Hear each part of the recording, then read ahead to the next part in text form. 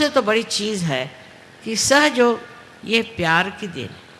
परमात्मा का जो प्यार हमारे अंदर है वो प्यार आपको मिलता है, और प्यार से बढ़ के संसार में कोई चीज़ नहीं। जिसने प्यार की महिमा जानी उसके लिए फिर और चीज़ों की कोई ज़रूरत नहीं, सारे मूल्य उसके स्थापित हो जाते हैं।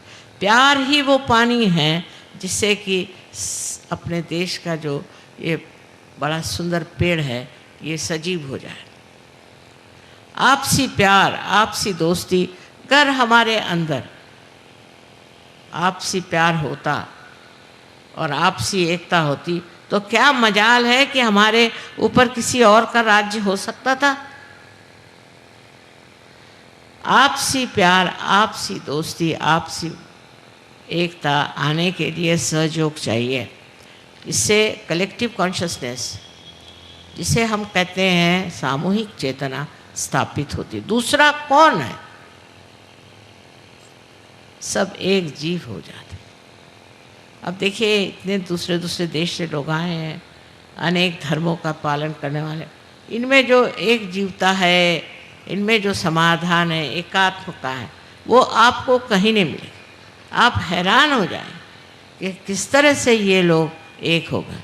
आप और किसी गुरु के वहाँ जाके देखिए, ये चीज़ आपको नहीं मिलेगी। आपस में लड़ेंगे, गुरु से लड़ेंगे, पूरे समय लड़ते रहेंगे। लेकिन जब आप सहज में अपने को प्राप्त करते हैं तो ये जानते हैं कि हम भी उसी समुद्र के एक बिंदु हैं जिसमें सब एकाकारी था।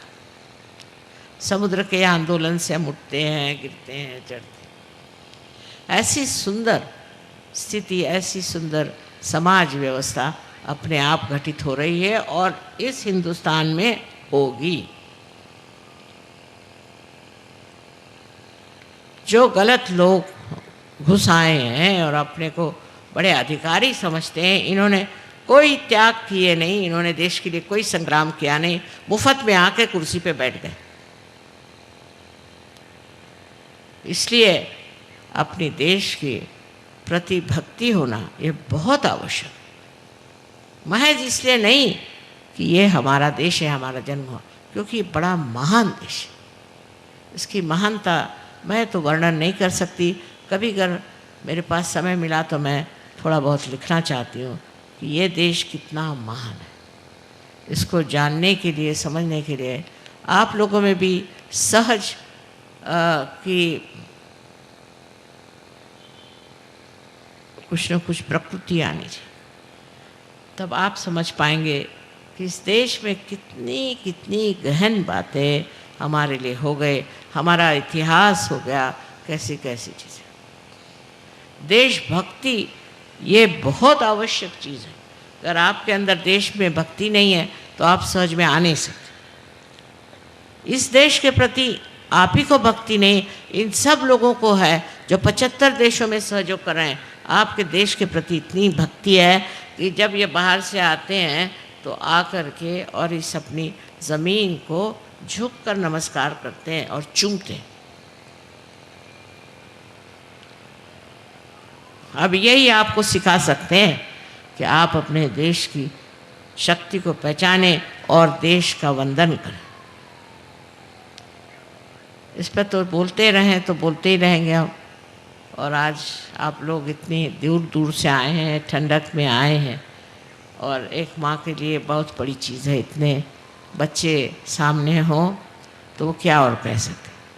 मैं सिर्फ आपको ये आशीर्वाद देना चाहती हूँ कि आप आज इसी वक्त यहाँ पर आत्म साक्षात्कार को प्राप्त करें, और उसके लिए कुछ आपको करना नहीं, मैंने साफ बता दिया।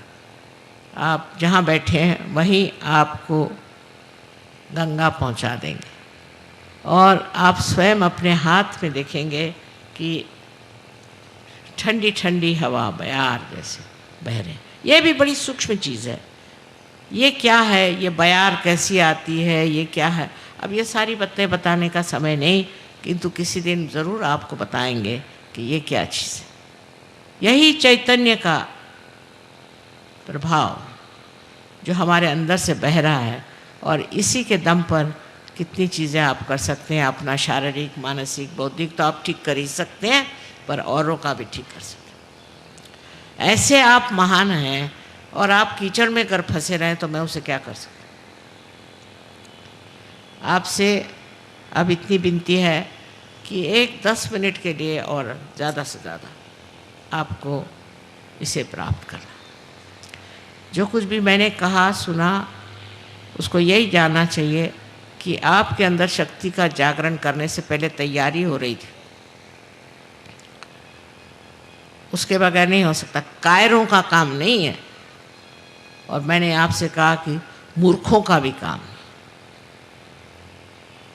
तो समझदारी से इस चीज़ को स्वीकार करें कि आप स्वयं आत्मा हैं और आत्मा को प्राप्त करना ही एक ही लक्ष्य है जीवन का, और कोई लक्ष्य नहीं।